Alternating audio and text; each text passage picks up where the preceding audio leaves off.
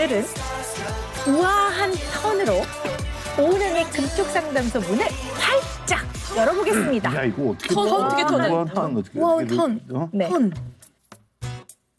오늘 모실 고객님은 우아하게. 다른 걸로 해주시면 안 돼요? 안 될 것 같은데. 자, 오늘 모실 고객님은 1년 동안 무려 150회의 공연이라는 대기록과 함께 공연만 했다 하면 전성 매진. 와우. 공연 자리 있냐고요? 만석. 공연계의 만석군입니다. 만석군 이분 미국, 이탈리아, 호주, 폴란드, 러시아, 야 세계에서 공연을 하는 월드스타. 마일리지가 장난 아니에요. 아유 많이. 네, 정말 장난 세계를 제패한 오늘의 고객님 누군지 궁금하시죠? 오늘의 고객님 멘탈 케어룸으로 입장해 주세요. 뒷모습이. 어우. 소름.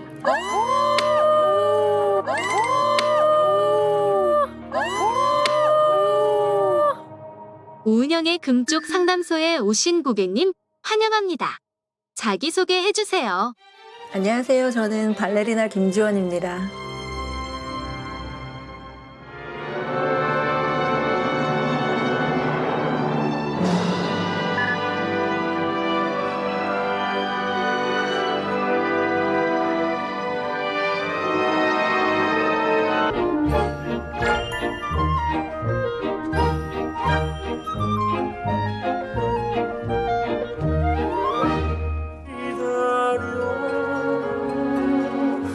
내 맘속에 무척 꺼낼 수 없는 표들처럼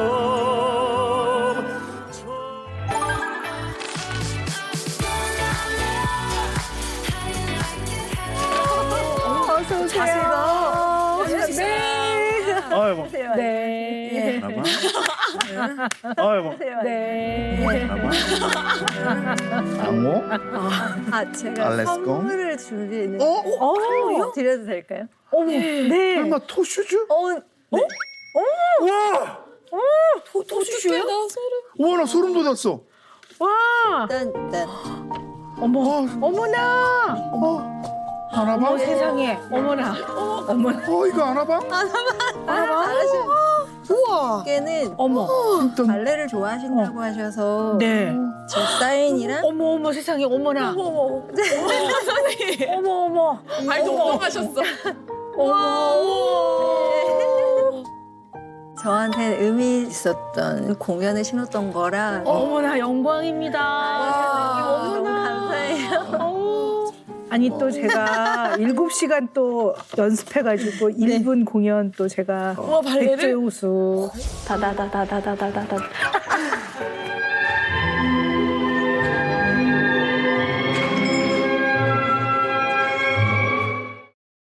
이런 영광이 어머 감사합니다. 어머 어떡해. 저희는 뭐 드릴 건 없고 웰컴 티라도 드릴 게 많이 없어요. 잔뜩 네. 주세요. 예, 자 오늘의 웰컴 티는 온몸으로 표현을 하는 우리 고객님을 위해서 좋은 거 다 놨어요.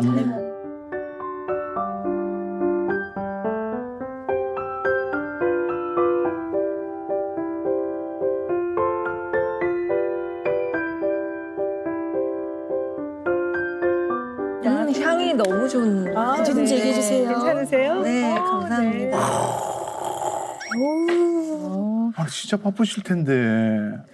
아니요, 안 바빠요. 아니요, 공연을 1년에 150회면은. 그러니까 그러면 이틀에 한 번, 2, 3일에 한 번 걸로. 사실 여기서 얘기한 150회는 제가 국립발레단에 있었던 15년 동안의 150회고요. 15년 동안. 지금은 사실 제가 그때처럼 150회 정도를 소화할 수 있는 체력이 안 되는 나이라 한 80회? 그 정도? 네네, 그 정도 공연하고 있습니다. 1년에요. 네, 1년에. 뭐 크게 대출을 하셨습니까? 아, 막 급하게 갚아야 될 게 있어서. 네, 목돈이 필요하신 그런 건 아니죠. 네, 그건 아닙니다. 네, 제가- 발레가 좋아서. 네, 춤이 좋아서. 네. 저희가 오늘 그 멘탈 테스트를 핑계로 김지원님의 동작을 그래도 살짝 보지 않았습니까? 실물로. 지금부터 멘털 테스트를 시작합니다. 앞에 보이는 발레의 4가지 동작 중 현재의 감정을 잘 표현할 수 있는 동작을 보여주세요. 앙호? 아니다. 앙바. 앙바. 아나방. 아나방. 아니면 알라스콘? 갈등인데요. 근데 그래도 한신라면 앙하방 쪽일까요? 그 어디 앙바와 아나방 중간쯤이요? 근데 도대체 오늘 이 멘탈 테스트 어떤 걸 알아보는 테스트죠?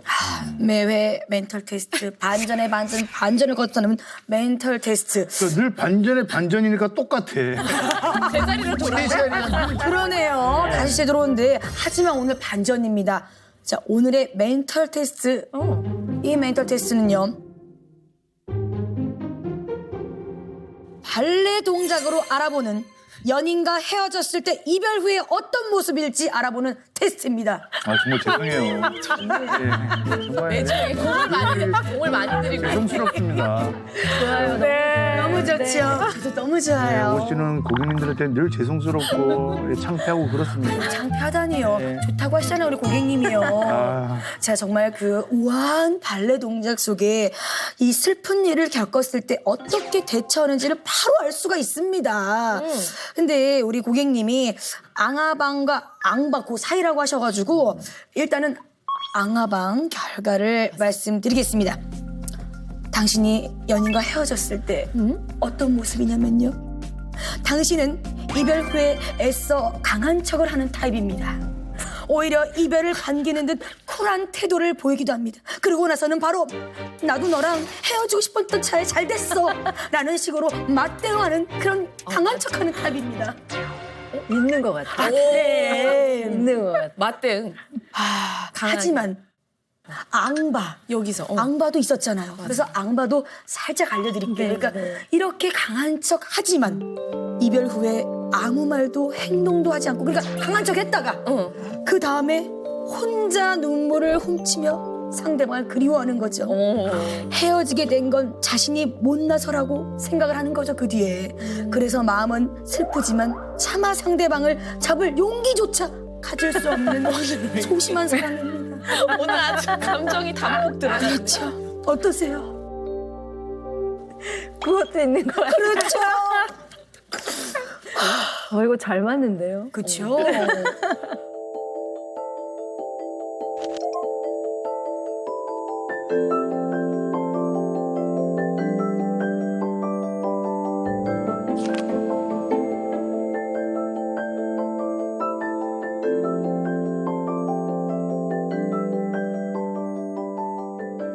네, 어쨌든 우리 그 김주홍 고객님께서 진심으로 우리 오은영 박사님 찐팬이시다. 네. 라고. 네. 뭐 국민 모두가 찐팬이잖아요. 네. 아니에요. 네. 그래서 오은영 박사님과의 상담을 하시기 전에 도니 패치, 맥스 놀란. 무서운데. 네. 지금 제가 그 우리 고객님을 탈탈 좀 털어봤어요. 일단은 국립발레단의 수석 무용수 맞으시죠? 네, 였었어요. 네. 그리고 무용계 세계 최고 권위의 상인 다들 아시죠? 박나라 씨 어떤 상이죠? 다들 아시죠? 박나라 씨 어떤 상이죠? 예?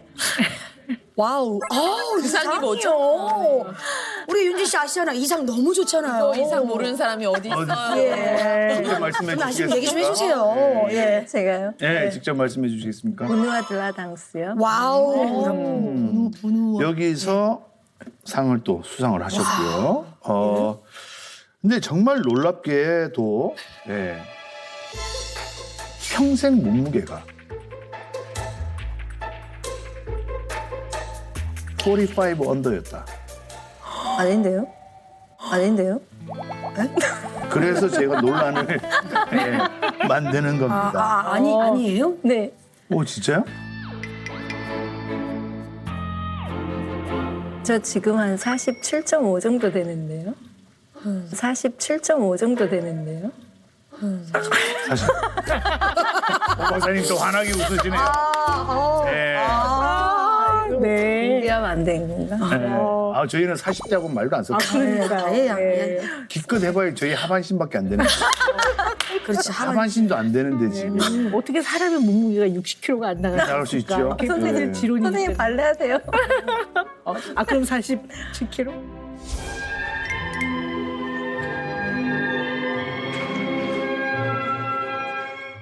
근데 이게 진짜로 충격적입니다. 또 있나요? 잘 볼 수 있는 거죠? 예. 예.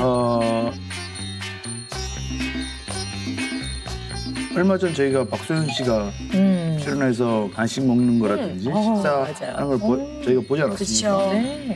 다 먹은 거야? 장난하나 진짜. 과자 먹었어? 과자 다 먹었어?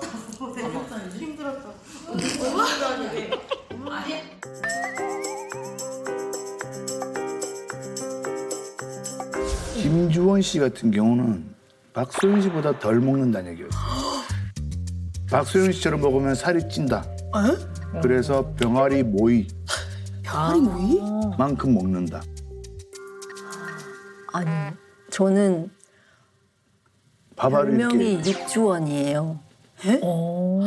고기를 너무 좋아해서 저탄고지 하시는구나. 그것도 아니고요. 저는 탄수화물도 너무 좋아하고 전 정말 대식 가구, 이식 가구 아, 먹는 근데 거 너무 대식의 좋아해요. 기준이 좀 다른 거 아닙니까? 발레리나 분들 사이에서는 대식일 수 있으나 그럴까요? 예. 뭐 삼겹살 같은 거 한 4등분. 한 2, 3인분 먹어요. 와 진짜. 라면 드세요? 예를 들어 파스타 2개 정도는 거뜬히 먹어요. 어머 충격이야. 오늘 근데 좀 뭐 이렇게 굉장히 노련하십니다. 예, 잘 피해 가셨어요. 뭘 피해가요? 합격. 네, 오늘 합격. 예. 예. 이로써 우리 김주원 고객님은 어웅영 박사님과의 상담권을 얻으셨습니다. 미안하네. 근데 진짜로 굉장히 바쁘실 텐데 이렇게 바쁜 시간을 내주셔서 저희 이렇게 금쪽 상담소를 찾아주신 이유가 있으실 것 같아요. 네. 예. 지금 제가 사실 되게 긴장하고 있는데요.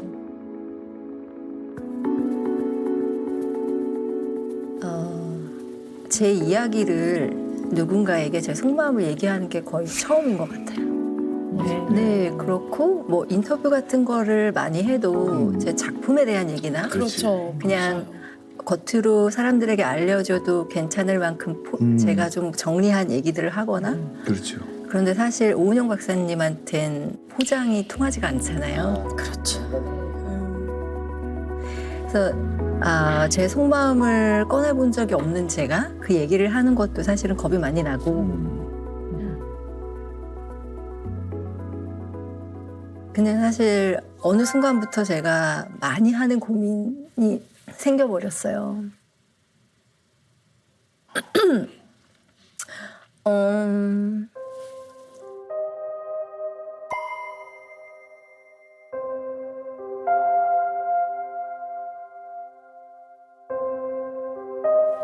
무용수는 2번 죽는다는 얘기가 있어요, 선생님. 첫 번째는 무대에서 내려갈 때 1번, 2번째는 그냥 인생에서 모두가 다 맞이하는 죽음. 근데 사실 첫 번째 죽음이 더 힘들다고 해요. 네, 그 정도로 저희한테는 그 무대를 떠난다는 게 엄청나게 큰 일인 것 같아요.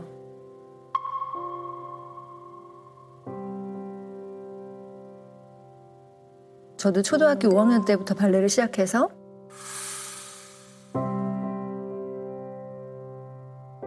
평생 35년 동안 저는 무대에 있었던 사람이니까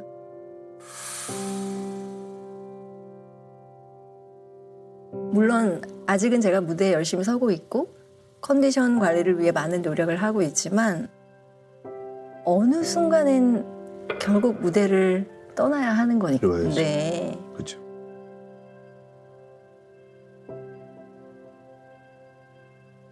그 순간을 제가 과연 건강하게 잘 받아들일 수 있을까?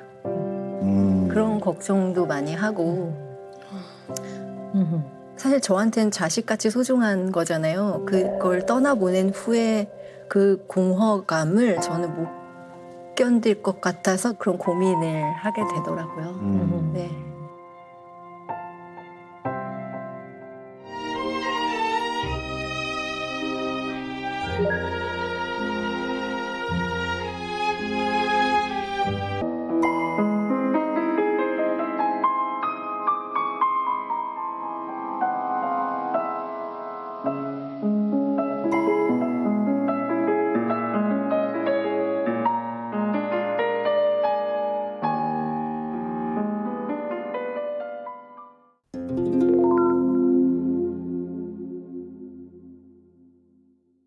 누구나 다 이제 그 인생이 쭉 단계와 흐름에서 보면 은퇴를 다 생각을 하잖아요. 여기 계신 분들 다 모두. 어떻게 생각하세요? 우리 수제자님들은 은퇴에 대해서? 은퇴.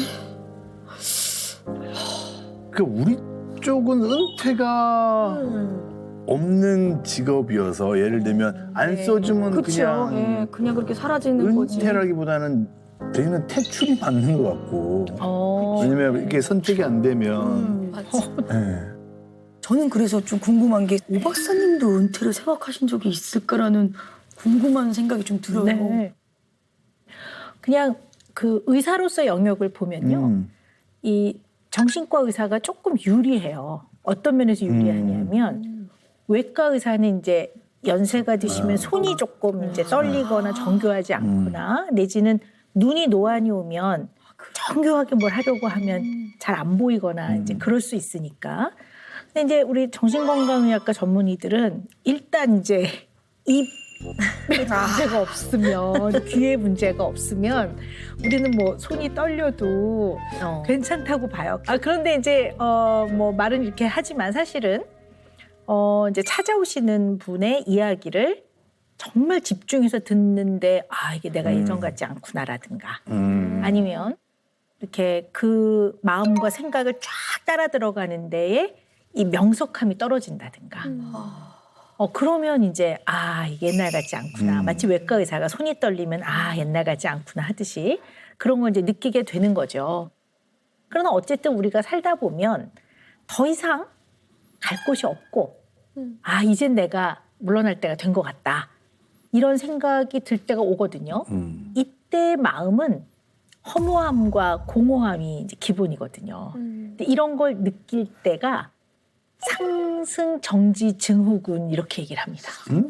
네, 말이 좀 어렵지만 뭔가 이제 이렇게 신체 모든 체력이나 이런 것들이 더 이상 올라갈 수가 없고 이제는 내가 현역 선수로서는 물러나야 될 때가 왔구나라고 느낄 때 최선을 다해 살았지만 사실 마음에 느껴지는 그러한 공허함과 허무감이 있는 거 이거를 이제 상승 정지 증후군 이렇게 표현을 하거든요. 네.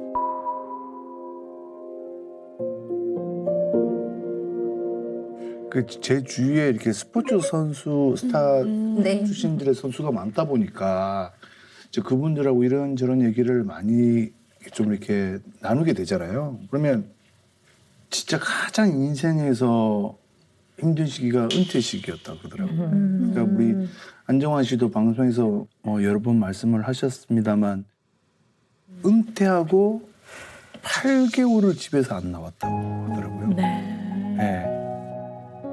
그러니까 평생을 축구를 하다가 갑자기 은퇴를 하고 딱 그러니까 이게 뭘 본인이 해야 될지를 그 공허함부터 해서 굉장히 힘들었던 이야기를 털어놨던 적이 있었거든요. 그런 부분에 있어서 좀 우리 고객님도 그런 맥락이지 않을까. 네, 비슷한 것 같기도 해요. 그렇죠. 네.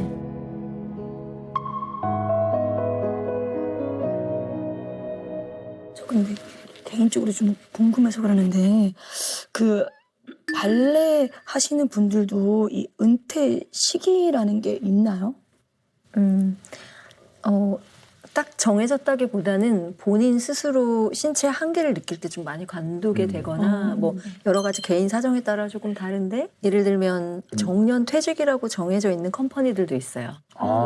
그런 곳은 40에서 42 정도면 이제 커리어를 끝내는 나이라고 좀 정해져 있는 곡들도 있죠. 한참 이럴 때인데. 네. 왜냐면 발레는 젊음의 예술이라고 해요. 네. 사실 클래식은 제가 이별을 고했어요. 한 작품 한 작품. 왜요? 에너지나 이제 신체적 어떤 그런 차이를 느끼게 되면 하나씩 하나씩 이별하게 돼요. 백조유수 안녕, 돈키호테 안녕, 홀르카케 안녕. 그냥 그 진짜 발레에 대해서 무지해서 그런데 최고령 발레리나는 그러면 몇 살까지 하신 분이 계세요? 마야 프레체스카야나 뭐 외국의 유명한 정말 전설 같은 발레리나들은 60 넘어서까지 하신 분들도 있어요. 네, 클래식 발레를. 네, 클래식 발레리요. 근데 그런 분들은 누가 봐도 나이가 든 발레리나지만 그냥 존재 자체로 등장이 감동인 거예요. 네, 근데 그런 분들은 사실 손에 꼽는 것 같아요. 네, 근데 저는 그런 전설이 아니잖아요. 그리고 제 자신이 그때까지 무대에 서서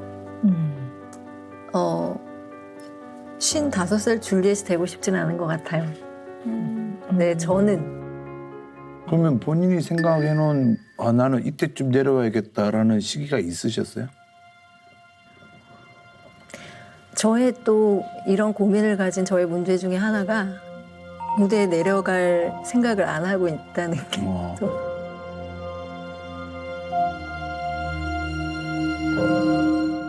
이게 저희는 몸으로 이야기를 표현하는 거잖아요. 그렇죠. 그러니까 사실 나이가 들고 경험이 쌓일수록 더 많은 얘기를 할 수 있고 관객들이랑 더 교감할 수 있어요. 감정적으로. 네, 그렇죠. 네, 예술적으로. 그렇죠. 그래서 저는 좀 잘 나이 들어가는 발레리나가 되고 싶다라는 생각을 많이 했어요. 현명하게 그 나이에 출 수 있는 내 춤을 찾아가자. 그런데 신체는 그 반대가 되는 부분이 있죠. 네, 그래서 예전보다 좀 테크닉이나 에너지가 덜 하더라도 관객들과의 소통 없이 내가 살 자신이 없으니 나의 이야기를 하는 내 작품을 만들자라고 해서 제가 이제 예술 감독으로 변모하게 된 거예요.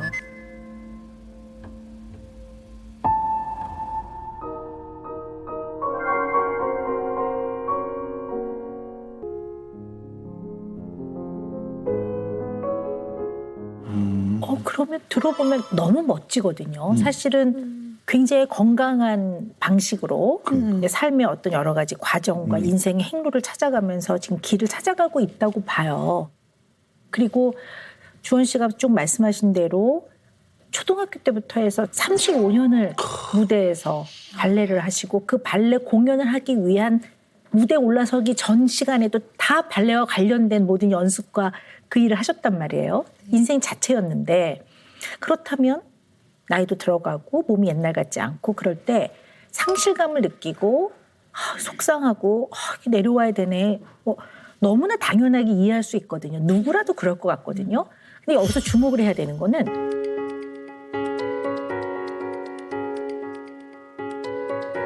우리 주원 씨는 그러한 상실감과 허무감과 힘들어하는 게 다른 사람보다 더 큰 것 같아요.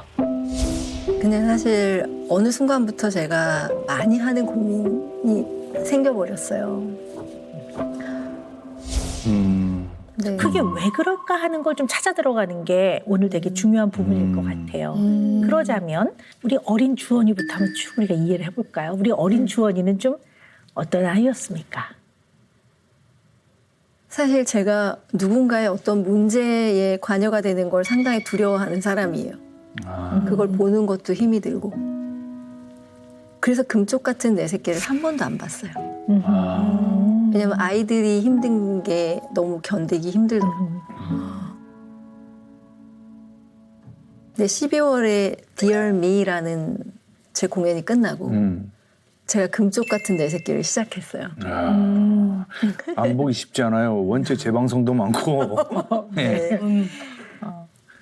근데 거기 나오는 금쪽이들이 너무 저 같은 거예요. 금쪽이셨어요? 네. 그래서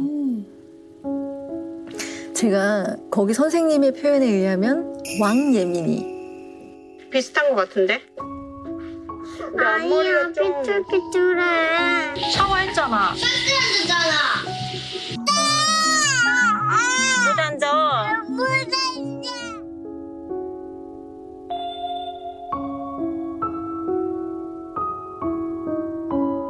몸에 닿는 촉감이 괜찮았는데 예민해지는 순간에 그것도 따가운 거예요.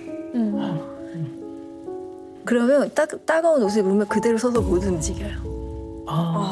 그러면 정말 저희 언니가 저를 업어주기도 하고 불쌍하니까. 그리고 이거 얘기해도 되는 거죠? 그럼요. 네. 뭐 유치원에 가야 되면 옷에 이렇게 브라우스 입고 뭐 스웨터 입고 자켓 입고 그럼 그 센치가 정확히 맞을 때까지 서서 그 센치를 이렇게 레이어드 했으니까 네, 그 폭이. 정확하게 네. 아, 그게 맞아야 돼요? 그랬었어요. 그러다가 스쿨버스 올 때 되면 미친 듯이 달려가는 거예요. 타긴 타야 되니까. 그리고 책가방을 챙기면 1교시, 2교시, 3교시, 4교시가 정확하게 책 크기랑 노트 크기가 1교시, 2교시 이렇게 챙겨져야 잠을 잘 수 있어요. 그 순서대로요? 시간표의 순서. 네. 그리고 제가 원하는 게 있으면 그걸 끝까지 가질 때까지 타협이 안 되고 떼쓰고. 잘 울고. 네. 그러니까 그래서 저는 금쪽이를 보면서 남일 같지 않았어요. 쟤 난데? 쟤 난데? 저 그러면서 봤어요. 어릴 때 정말 우리 부모님들 힘드셨겠다. 전 금쪽이었어요, 선생님. 그러셨군요. 네. 네. 어릴 때는 약간 소아 강박이 좀 있었던 것 같아요. 근데 사실 저도 어릴 때 약간 그런 면이 있었어요. 저는 우리 시험지를 나눠주면 시험지를 이렇게 묶잖아요. 끝과 끝이 맞아야 되는 거예요. 다 있구나. 네. 지금은 그러진 않아요. 지금 뭐 이렇게도 하고 지금 안 맞잖아요. 근데 아직까지 남아있는 게 뭐냐면요. 제 연구소 테이블이 이거보다 4분의 1 정도 되는 테이블인 것 같아요. 근데 하얀색 테이블이에요. 근데 거기 요만한 게 뭐 하나가 있으면 기어이 지워야 돼요. 네. 그래서 지우개를 갖고 다녀요.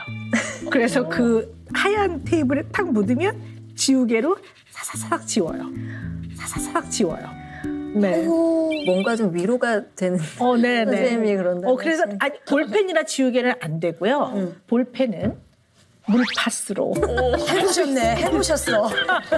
물파스가 됩니다. 네. 저는 그 필기감에 제가 좀 예민한 것 같아요. 그 펜의 필기가. 그랬는데 한 번은 제가 상점에 가서 계산을 하고 카드 사인을 해달라는데 제가 이름을 딱 썼는데 딱 그 뭔가 온 거예요. 그 마음에 드는 필기감인 거예요. 그래서 그 펜이 뭔지 제가 이렇게 봤어요. 근데 벌집 삼겹살 이렇게 써 있는 거예요.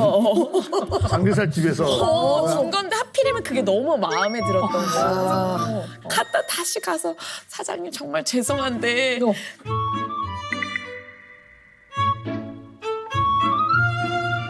사장님 정말 죄송한데 그 펜 벌집 삼겹살 그 펜 저 갖고 싶다고. 진짜요?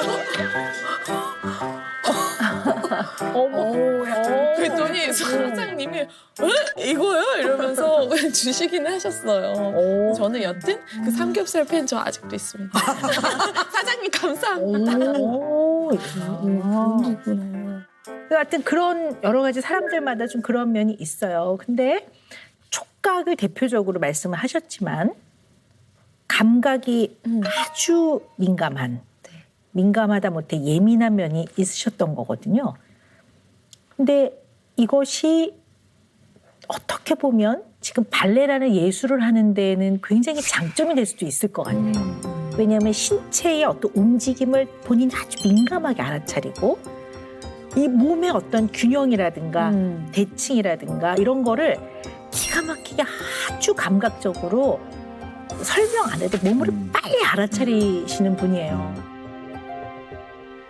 근데 대체로 이런 분들이 흔히 말하는 좋은 의미의 눈치코치도 아주 빠를 수 있거든요. 혹시 좀 그런 면이 있으세요? 그러니까 제가 러시아에 유학 시절에 한국에 잠깐 방학 때 들어와서 발레단 클래스를 간 적이 있었어요. 그러면 거기 거의 60명 되는 단원들이 있는 아주 큰 연습실인데 그 들어가면 다 이렇게 뿔뿔이 흩어져서 몸 풀고 있잖아요. 그럼 이 사람은 이 사람이랑 사귀는 걸 다 알겠는 거예요. 스파시바. 진짜로? 진짜 점장이는 아니고요. 점쟁이는 아니고. 프리비엣. 네, 그러니까 약간의 몸의 신호나 눈빛 하나로도 그 기운이 느껴지는 거예요. 네. 그래서 그러니까 그런 에너지들은 너무 잘 알겠어요. 스트라스 비제. 러시아어 잘하시는데요. 다 나왔습니다, 3개. 그러니까 사실은 다른 사람이 다 알아차리기 훨씬 이전에 남들은 모를 때부터도 탁 보면 그 아주 보이지 않는 우리 흔히 말하는 식스센스라고도 하고 그런 어떤 아주 감각적으로 금방 알아차리시는 거죠. 네. 네, 선생님 그 얘기 하시니까 누군가가 저를 싫어하거나 불편해하는 걸 너무 빨리 알아서 너무 사는 게 힘들었어요. 너무 사는 게 힘들었어요. 그래서 애써 안테나를 끄는 연습을 했고 발레는 저한테만 빠져서 연습을 하면 되니까 그 힘든 걸 잊을 수 있는 그냥 제 통로였어요. 정확한 표현이신 것 같아요. 지금 정확하게 우리 주원 씨가 얘기를 하신 것 같은데요. 이게 이제 그 다른 사람이 주는 감정적 자극을 레이다만이 잘 돌아가기 때문에 그거를 이 사람이 100을 주면 100만큼을 그대로 다 캐치를 하는 거죠. 100이 그대로 다 오는 거예요. 근데 100이 오다가 주원 씨한테는 150으로 증폭이 되기도 해요. 어떨 때는. 준 거보다 더 많이 느껴지기도 하거든요. 맞아요. 그럼 이제 그게 너무 어떨 때 힘들면 그 레이더를 끄는데 그냥 안 꺼지거든요. 왜냐면 또 주원 씨 같은 분은 그게 또 끄라고 하면 불편해요. 왜냐면 파악을 못하고 있는 건 너무 불안하기 때문에 레이더를 돌리고 있어야 되는데 발레는 내가 나를 보고 있는 과정이거든요. 끊임없이 나의 몸을 보고 모니터에서 고쳐나가고 나한테 몰두하는 과정이니까 그게 타인들이 주는 여러 가지의 어떤 표정이다, 목소리 톤이라든가 행동이나 이런 거에서 오는 감정적 자극에서 이것을 그대로 받든가 아니면 증폭되어 받는 것을 방향을 바꾸는데 아마 큰 역할을 했을 것 같아요. 발레를 함으로써. 정확한 것 같아요. 네네. 네. 그런 예민함들이 발레를 시작하면서 없어졌어요. 들어볼까요? 네. 지금 제가 35년 하고 조금 정돈이 되는 건 발레는 매번 거울을 보고 제 자신의 못나고 완성되지 않은 라인을 만들어가는 과정과 여정이었어요. 계속 제 자신을 보고 다듬고 만들고 실망하고 울고 행복했다 불행했다를 반복하는 작업이었던 것 같아요. 그러니까 이 발레라는 이 예민하고 복잡한 예술을 만나서 여기에 쏟아부으면서 일상이 괜찮아진 것 같아요. 그래서 저희 가족들은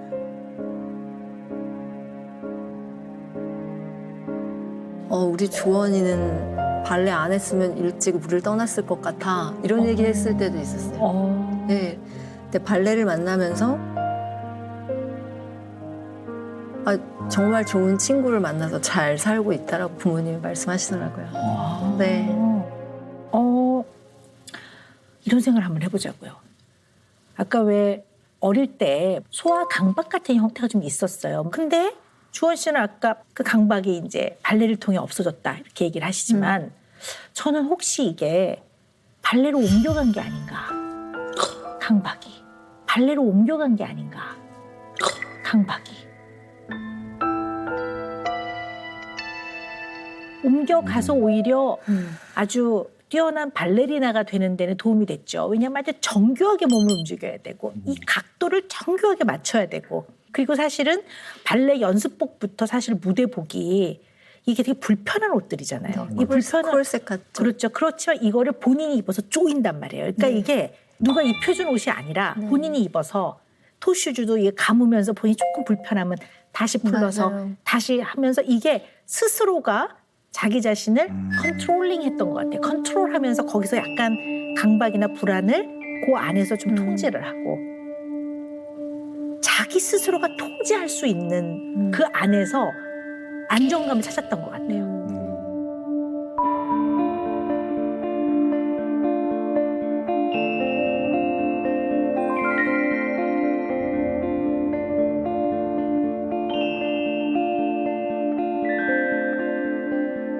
옮겨간 것 같아요. 네. 네. 그러면 네. 조금 하루 일과가 조금 궁금해요. 어떻게 하루를 진짜 궁금하다. 보내시는지. 네. 지금 제 나이에 하루 일과는 저는 무조건 5시나 6시 반에 일어나요. 6시, 5시 그쯤. 제가 춤을 춰오면서 당했던 부상들이 많잖아요. 그렇죠. 그러니까 나이가 든다는 건 컨디션이 좋은 날이 점점 없어지고 근력이 너무 많이 떨어지는 거여서 약해진 네. 근육들을 보강하고 코어 근육을 뼈처럼 네. 단단하게 만드는 거예요. 네. 기립근 운동. 네, 그러니까 뭐 플랭크 같은 네. 거부터 네. 시작해서 그러니까 그런 운동들을 한 3시간 반 정도 아침에 꼭 하고 3시간 반. 네, 플랭크를 3시간 말합니다. 플랭크가 섞인 여러 가지 운동이죠. 네. 그리고 무조건 욕조에 들어가서 반신욕으로 근육을 풀어주고 그러고 나서 이제 뭐 일과를 시작하거나 그러니까 무조건 그렇게 아침 시간 4시간은 그러니까 예를 들어 7시에 비행기를 타거나 뭐 일이 7시, 8시부터 일이 있으면 설마.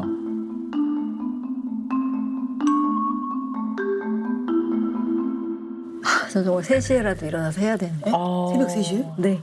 그럼 이거 말씀하신 거를 그래도 하루는 빠졌겠죠? 매일 하세요?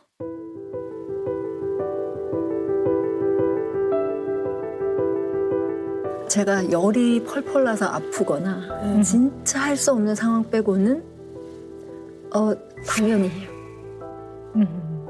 네, 하루도 빠짐없이. 그래도 한 달에 한 번 정도는 좀 쉬어도 되지 않을까요, 그냥? 한 달에 한 번은 아니지만 쉴 때 있어요, 저도.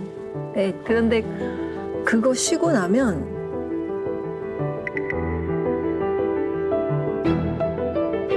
그 다음이 감당이 안 돼요. 몸이. 네, 네, 제 몸을 진짜 예민하게 느끼니까.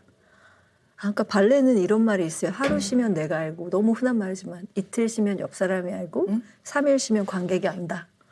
그러니까 그 정도로 저희가 몸의 예민함이 극도로 컨트롤할 수 있는 상태가 되어야만 사실 무대에서 관객을 만날 준비가 되는 것 같아요. 네. 휴가는 안 가보셨어요?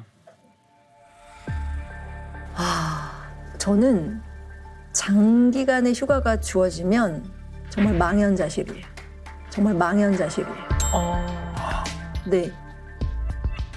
그리고 여행을 가도 제일 먼저 운동하고 몸 풀 수 있는 곳이 있을 숙소이거나 그런 내가 스튜디오가 있는 곳이어야 하고. 아, 무조건적으로? 네. 왜냐면 그렇게 하지 않았을 때 내 몸이 느낄 춤추기 힘들어질 몸이 되는 걸 너무 잘 아니까.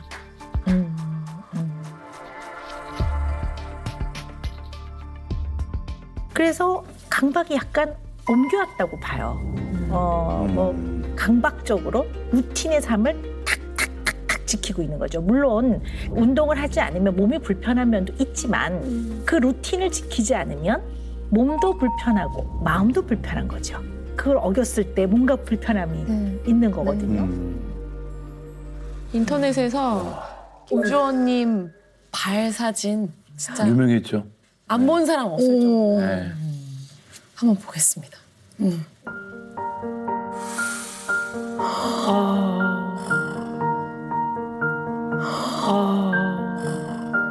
이런 영광의 발이네요. 그 토슈즈 안에 저 발이 있는 거잖아요.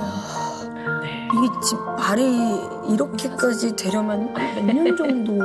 아니요, 근데 저보다 훨씬 연습량도 많고 오랫동안 춤추신 분들 중에도 저 발보다 훨씬 예쁜 분들도 있으세요. 근데 저는 좀 두 번째 발가락이 엄청 길잖아요. 그러네. 그러니까 토슈즈를 신기에 적합한 발이 아니어서 더 많이 망가진 것도 있어요. 바뀌었다.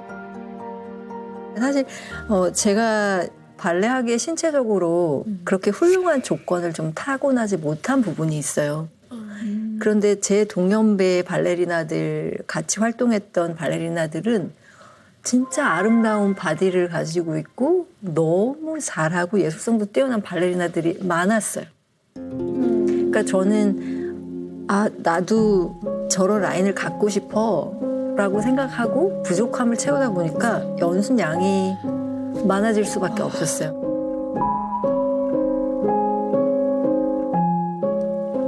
그 동작을 수행하려면 다리 모양이 그렇게 돼야 되는데 그리고 그래야 아름다운데 그렇게 안 되니까 제가 뼈를 막 돌리고 바꾸고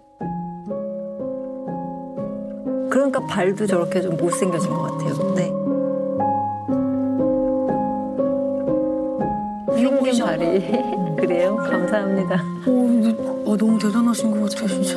와, 저 발이 되기 위해서 얼마나 연습을 하셨을까요?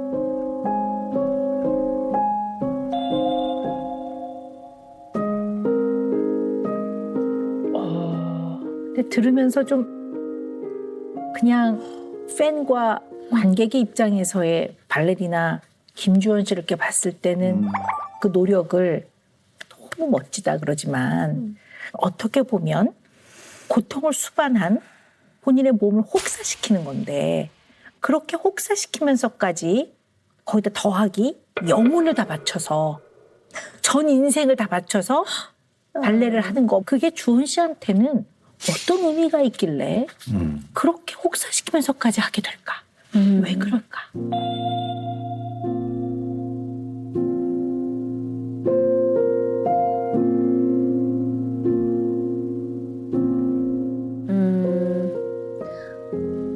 그때 구소련에서 러시아로 개방된 지 얼마 안 될 때였어요. 92년도. 그러니까 전 중학교 2학년, 3학년 때 유학을 갔는데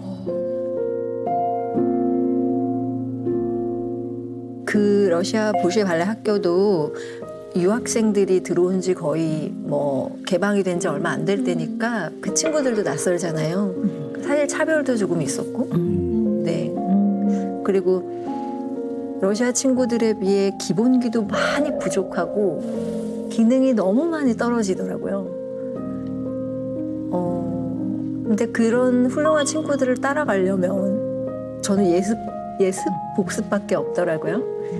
그러니까 연습 끝나고 밤에 홀에 가서 연습했어야 됐고 아침에 일찍 일어나서 수업들을 들어가고 그렇게 하다 보니 잠을 한 2시간, 3시간? 불면증도 사실 있어서 아직도 사실 제가 잠을 그렇게 잘 자지는 못해요. 그런데 언젠가 제가 목에 뼈가 하나가 연습하다가 목이 꺾이면서 약간 조각이 나서 너무 아파서 잠을 못 자던 상황이 있었어요. 너무 아파서. 그래서 정형외과를 갔더니 잠을 자야 된다라고 하더라고요. 그래서 수면제라는 걸 처음으로 처방받았어요. 그때부터 좀 제가 배앓이를 심하게 해서 기절하기 시작한 게 러시아 유학 때부터였던 것 같아요. 네. 정말 한 학기에 2-3번 그렇게 쓰러졌는데 그래서 지금도 가끔 너무 찬 걸 먹거나 체질에 안 맞는 음식이라고들 표현하는 것들을 먹으면 보통 사람들은 그냥 배 아프다 하고 화장실 가서 해결을 하면 괜찮아지는 경우들이 있는데 저는 그게 통증이 너무 심해서 기절을 해요.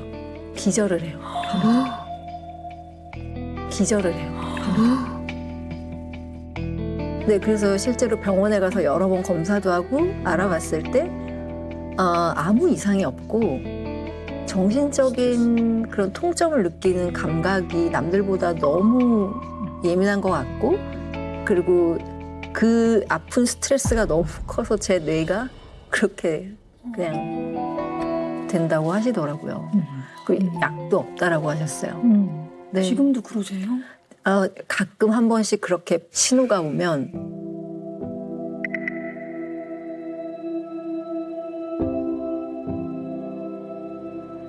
너무 겁이 나서 빨리 마음을 좀 진정시키고 핫팩 같은 것도 데우고 막 하긴 하죠. 네. 우리 주원 씨 같은 이렇게 아주 센시티브한 사람들, 그러니까 아주 민감한 사람들은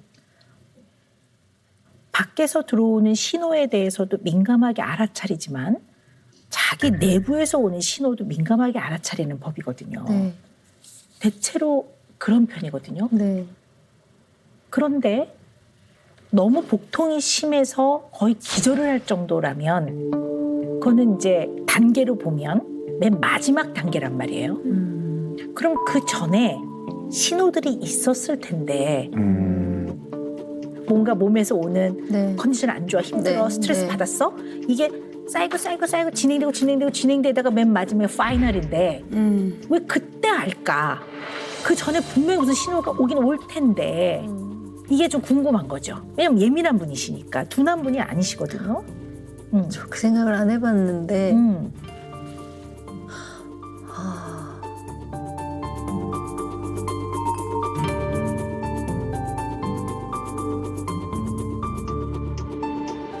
항상 통증을 갖고 있는 게 당연한 직업인 거예요.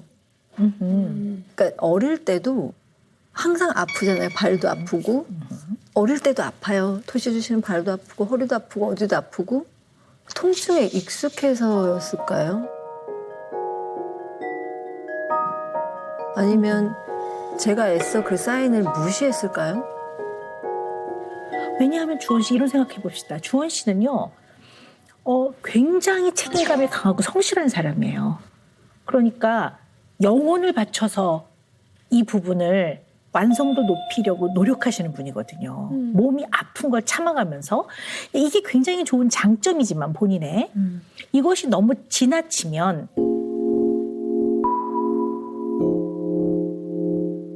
본인의 어떤 욕구나 감정이나 휴식을 필요로 하는 거나 이런 것들을 그렇죠. 무시하는 거죠. 무시하는 거죠. 네. 이런 것들을 인정 안 하는 거죠. 내지는 못 알아차리는 거죠. 언제나 너무나 이 부분에 몰두가 돼 있으면.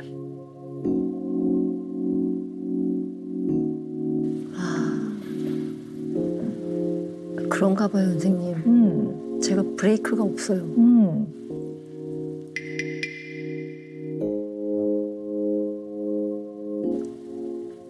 저는 제 자신을 가장 잘 표현하는 게 표현할 수 있고 편안할 때가 춤출 때인 것 같아요. 춤을 추면서 상당히 많은 장르의 사람들과 예술가들을 만나야 됐어요. 만나야만 춤을 출 수 있고 작업을 할 수 있고. 그런데 사실 저는 얼굴도 잘 빨개지고 수줍음이 정말 많은 사람인데 애써 그걸 숨겨야 되는 상황들이 너무 많은 거죠.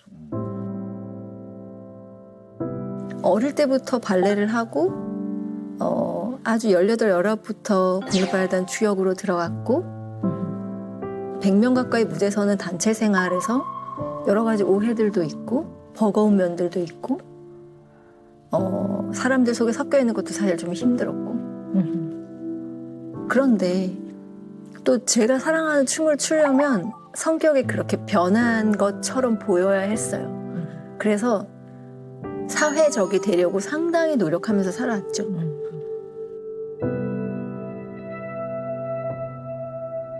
그런데 유일하게 제 자신이 소통이 되고 누군가에게 이야기를 편안하게 하는 건 춤밖에 없는 거예요.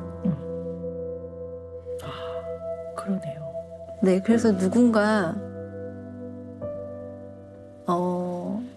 저를 진정한 김주원을 알고 싶으면 제 춤을 봐주셨으면 좋겠어요. 왜냐하면 무대는 거짓말을 할 수 없고 나의 모든 삶이 담겨 있을 수밖에 없으니까. 그러니까 제 언어고 제 이야기는 제 몸짓인 거예요. 그냥 제 몸으로 누군가에게 감정을 주고받는 게 저한텐 전부이더라고요. 뭐랄까. 바꿔 얘기하면 그래서 더 제가 무대 위에서의 내려오는 걸 겁낼 수도 있을 것 같다는 생각이 들어요.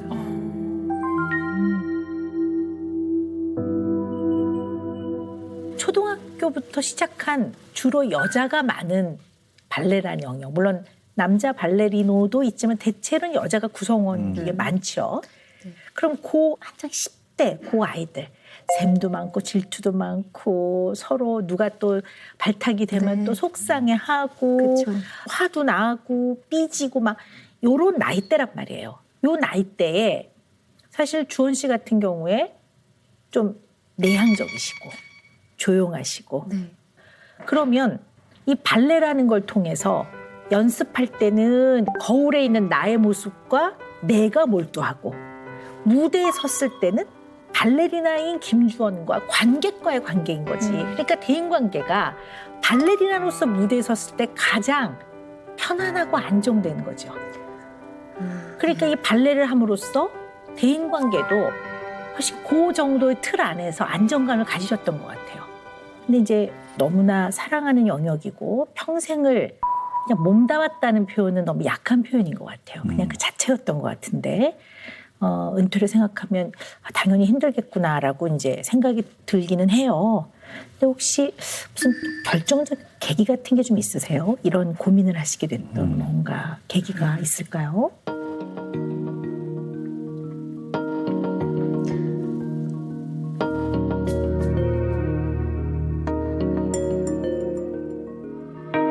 제가 2017년도에 디스크가 완전히 터져서 한 달 반 정도를 병원에 누워서 생활한 적이 있어요. 화장실도 먹는 것도 다 누워서 해결할 수 없었던 상황이에요. 사실 그 전에도 제가 여러 번 큰 부상이 있었지만 40의 나이에 그런 부상은 좀 상당히 데미지가 컸던 것 같아요. 그렇죠. 네. 춤은 더 이상 출 수 없고 일상생활도 조심해야 한다라는 저한테는 사형 선고 아닌 사형 선고를 받고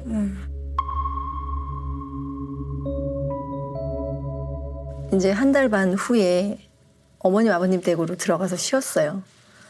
정말 천천히 걸어서 공원에 누워서 그 6살 이후로 처음 하늘을 본 것 같았어요. 저는 그 하늘을 아직도 기억해요, 선생님.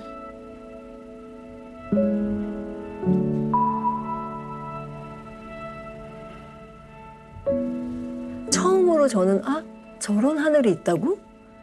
파란 하늘이 엄마 너무 예뻐요. 그랬더니 엄마가 몇 시간이고 저를 그냥 두시더라고. 그 하늘을 보게. 이제야 하늘을 본 거야. 이렇게 얘기를 하시고. 디스크 좀 터져야 저는 하늘을 본 거예요, 선생님.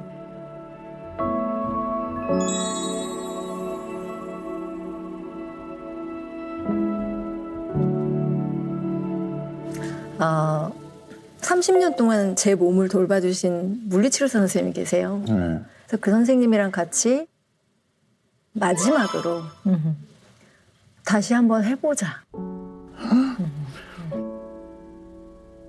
최선을 다해서 해본 후에 안 되면 저 포기할게요. 그래서 누워서 한 달 동안 숨쉬기 운동부터 시작했어요. 그렇게 해서 다행히 일어났으니까 다시 춤을 추게 됐는데 그런 큰 부상 이후가 되니까 제가 자꾸 약해지는 부분들이 생기는 거예요. 인정하고 싶진 않지만 드러내고 싶진 않지만 네, 그러면서 내가 무대를 내려가는 상황을 이제는 떠올려야 되나? 라는 생각을 그때 하기 시작했던 것 같아요.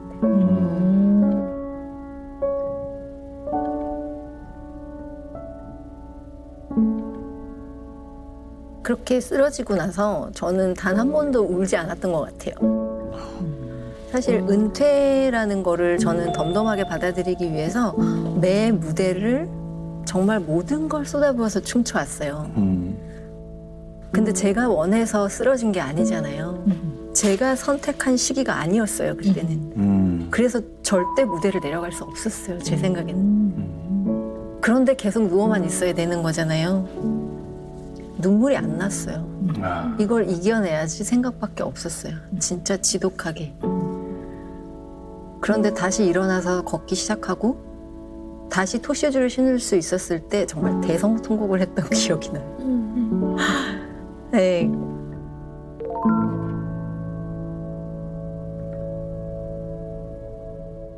네. 네. 저는 아까 잠깐 무슨 생각이 좀 스쳤냐면요.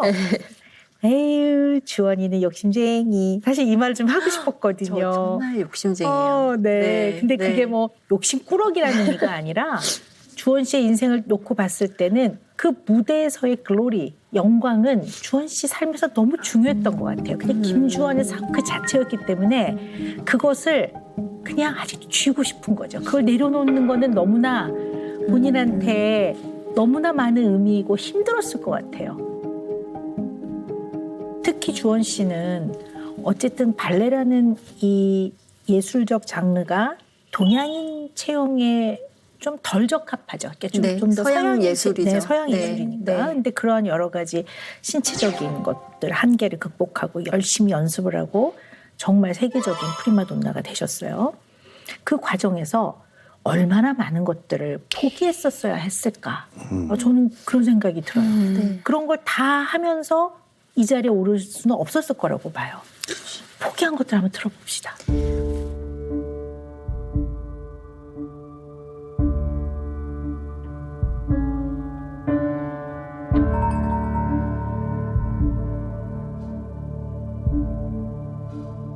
저는 학창 시절, 한국에서 겪는 학창 시절이 좀 없었던 것 같아요.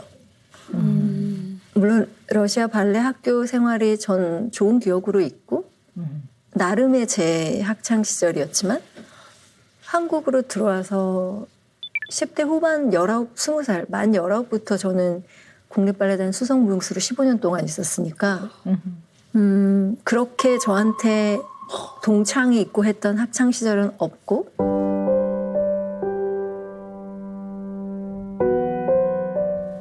그러니까 그 나이 때 겪어야 했던 그런 정서들이 저한테는 좀 없다라는 생각이 들어요. 지금도. 그러고 뭐 저도 사랑도 하고 뭐 남자친구도 만나고 근데 어느 정도 만나고 사랑을 하면 가정을 갖고 싶어 하더라고요. 그렇죠. 네, 그리고 아이를 갖고 싶어 하고 근데 저는 3년 후까지 제가 뭘 하고 싶은지 공연이 잡혀 있고 원하는 길이 있는데 아이를 갖게 되면 1년에서 2년 정도는 무대를 포기해야 하는데 그 당시 저는 그 공연이 저한테 너무 소중한 거예요. 그렇게 해서 헤어지기도 했어요. 그리고 그렇게 또 춤을 추다 보니 제가 40대가 됐고 46까지 왔고 진짜 발레밖에 없네요. 네.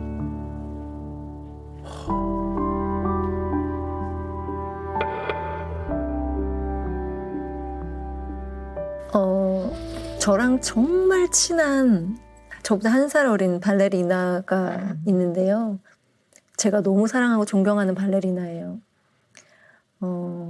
언제쯤인지 정확히 기억 안 나는데 퇴단하기 전에 저랑 전화 통화를 하면서 언니 나 이제 춤 그만 출 거예요. 그래서 내가 왜? 그랬더니 저 아기 낳고 싶어요.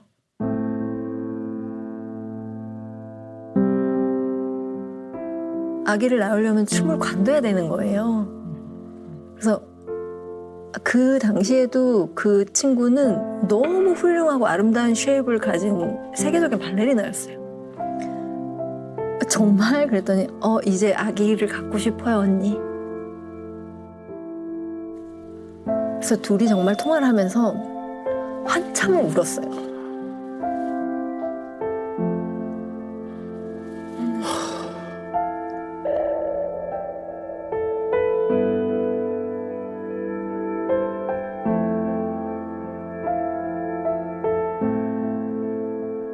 정말 사랑하는 걸 선택하기 위해서 정말 사랑하는 걸 버려야 되는 거잖아요.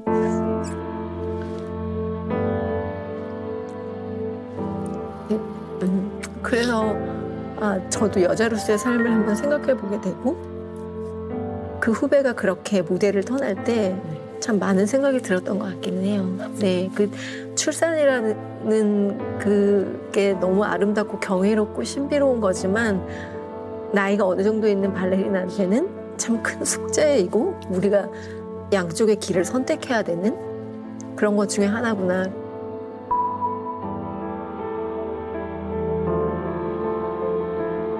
근데 저는 저의 선택이 너무 행복해요. 저는 아직 춤을 출 수 있으니까. 근데 나이가 들었을 때 내가 많이 후회할 수도 있지만 네, 포기라고 얘기하고 싶진 않지만 제가 여자로서 살아가는 삶 중에 춤을 선택한 게 그런 것 같아요.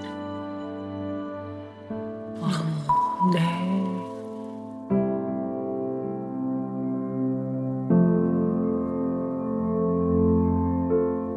제가 오늘 이렇게 말씀을 들어보니까 주원 씨가 무대에서 발레리나로 서서 공연을 했던 그 과정에는 너무나 많은 것들을 감내해내셨던 것 같아요. 고통도 감내하지만 또 한 인간 김주원의 삶 속에서 많은 부분을 접어야 됐던 사실은 선택이었던 거죠. 포기라는 표현 전 쓰고 싶진 않아요. 그렇지만 접어야 됐던 그 수많은 것이 응집되어 있는 마지막 결과물이기 때문에 마지막 결과물이기 때문에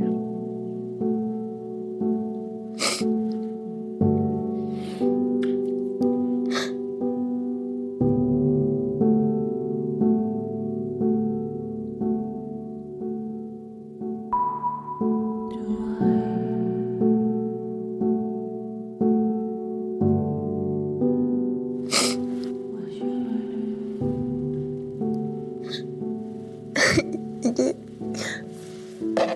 잘 공감이 되지 않으실 것 같아서 제가 우는 게 좀 불편한데. 아닙니다. 네. 그러니까 처음에 걱정했던 부분이 단 한 번도 이런 얘기를 누군가에게 꺼낸 적도 없고 하고 싶지 않았어요. 그냥 저랑 나눴던 춤으로만 제가 은퇴를 하더라도 기억되면 좋겠다고 생각했는데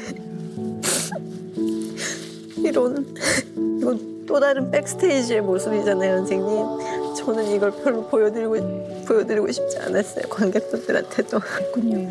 네.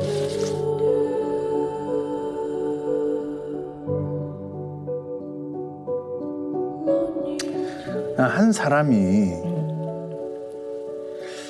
내가 은퇴를 한다는 것만으로 생각만으로도 저렇게 눈물을 흘릴 수가 있나? 이게 어떻게 살아야 저렇게 은퇴라는 무대에서 내려온다는 생각만으로도 저렇게 울컥할 수 있는지 대단하네요. 예.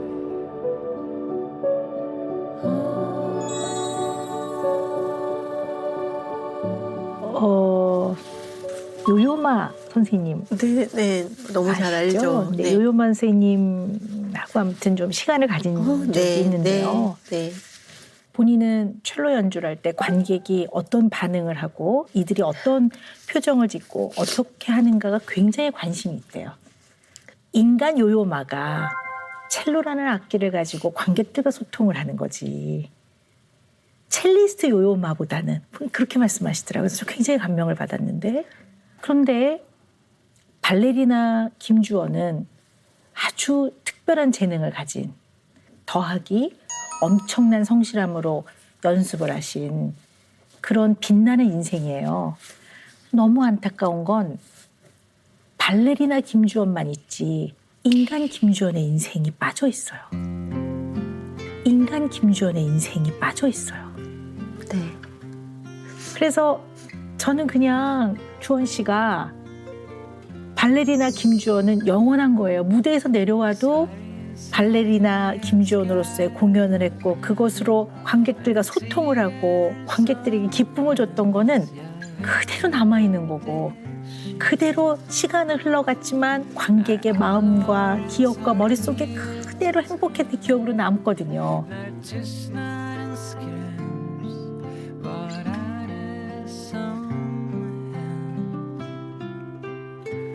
그리고 인간 김주원으로서의 인생이 또 펼쳐지는 거거든요. 네.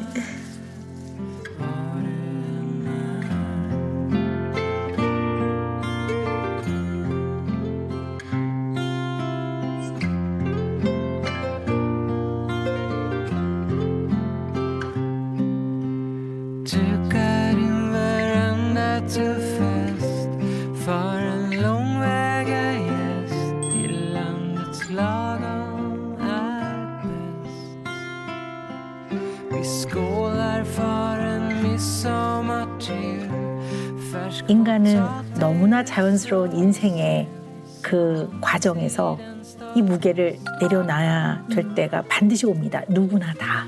그래서 우리 주원 씨도 이제까지의 삶이 발레를 위해 모든 것이 구성되어 있던 삶이었다면 이제는 이것을 조금씩 내려놓는데 갑자기 턱 내려놓지 말고 본인이 신체적으로든 마음으로든 감당할 수 있게끔 애써 노력하면서 조금씩 내려놔야 합니다. 그래서 인간 김주원으로서의 삶의 영역이 더 커지면 때로는 맥주도 한잔하고 남자친구도 사귀고 네. 아, 네. 그렇게 말씀해 주시니까 제가 오히려 언제까지 무대에 설 수 있을지는 이제 모르겠지만 내려가는 순간까지 행복하게 춤출 수 있을 것 같아요. 네. 네, 그리고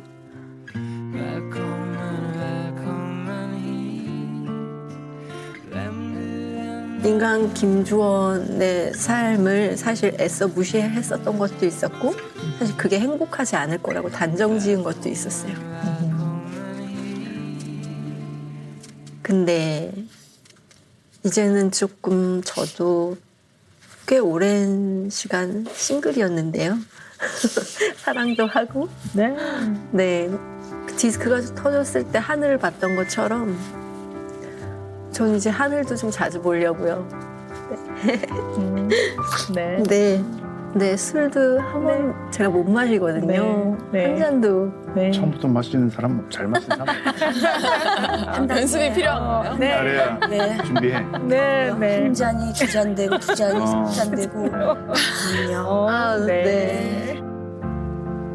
아, 저 행복한데요.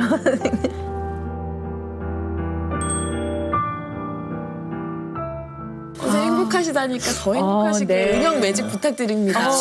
네. 오늘 우리 주원 씨께 드리는 은영 매직은요. 행복한 커튼콜. 박수를 즐겨라. 감사합니다. 아, 제가 올해가 선생님 데뷔 25주년이에요. 네. 그래서 제 나름의 의미 있는 공연을 올리는데요. 그 공연 제목이 레베랑스라고 인사, 그 커튼콜이에요.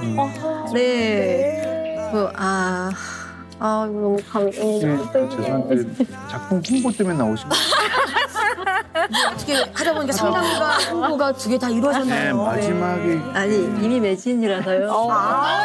이미 매진이라서요. 만서는 안 하는. 너무 감사합니다.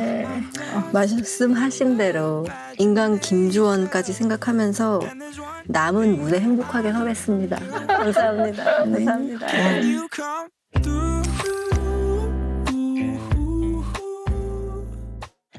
그 죽음에 대한 게 무서운 거예요. 불안 증세라고 해야 되나? 죽음이란 이런 거구나. 2시간만 거의 잤던 것 같고 죽음에 대한 공포가 무서워서 죽지 않을 만큼만 잤네. 그러니까 푹 잠드는 게 너무 공포스러운 거예요. 너무나 반복적으로 알리 씨가 쓰는 말이 있어요.